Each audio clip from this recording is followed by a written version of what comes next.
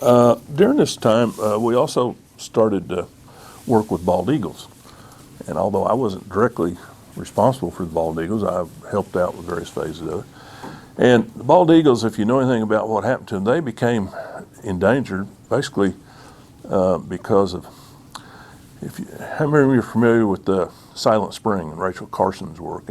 And she was a U.S. Fish and Wildlife Service biologist, and she discovered that DDT and that class of pesticides caused eggshell thinning.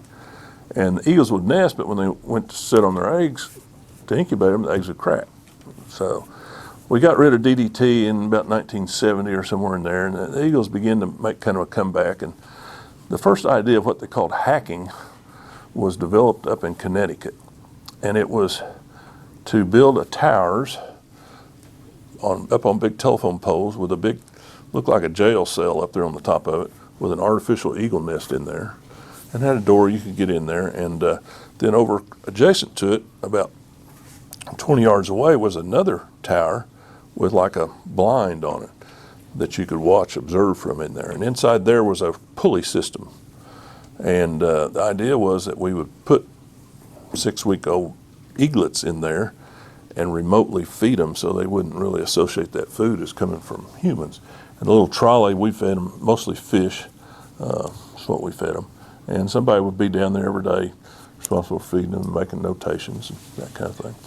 We worked with various states. We got some eaglets. They would go and try to find nests that had at least 2, sometimes 3 in it, and they never take more than 1 eaglet out of a nest.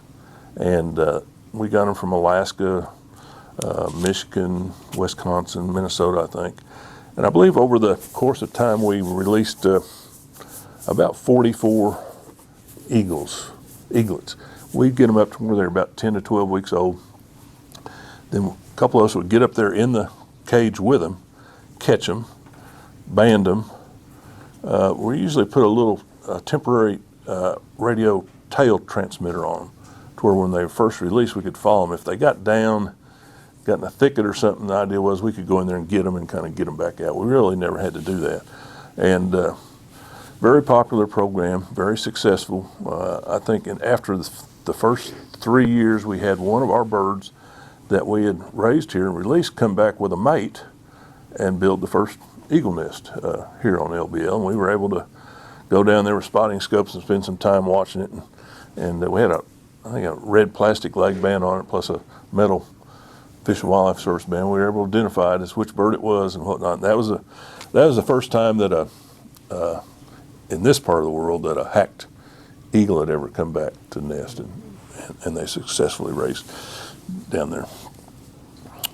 The other part that we got involved in, and this may be how some birds eventually got up here, the Fish and Wildlife contacted us. They thought we had this experience handling eagles, I guess.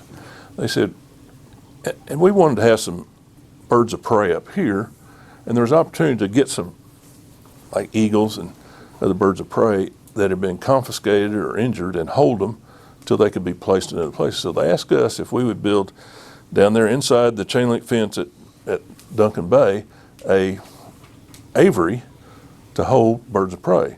Big, tall, 15, 16 foot tall flyways there. And we said, yeah, we'll do that. So we put a couple birds in there, and then we get a call from them.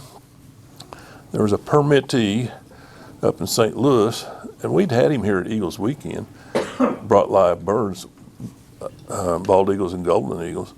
But he got crossways with the Fish and Wildlife Service about his permits, and they found out a bunch of his birds he had obtained illegally. And they called us and said, can you come up here and catch these birds and take them down there? So we were like, well, okay. So me and one of the other biologists, Marcus Cope, we drive up there one night, and they meet him. They had somehow figured out this guy wasn't going to be home.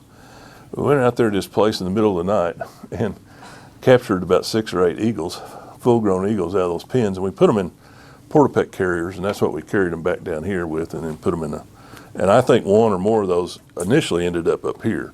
I don't remember all the history of that. But you're right. And actually, she just passed away in 2021? 2021. Yeah. That was Artemis. Yeah. She lived here for 46 years. Wow. You got her, well, that was probably in 87 is when you got her. Yeah, I was going to say 87 or 88, about then.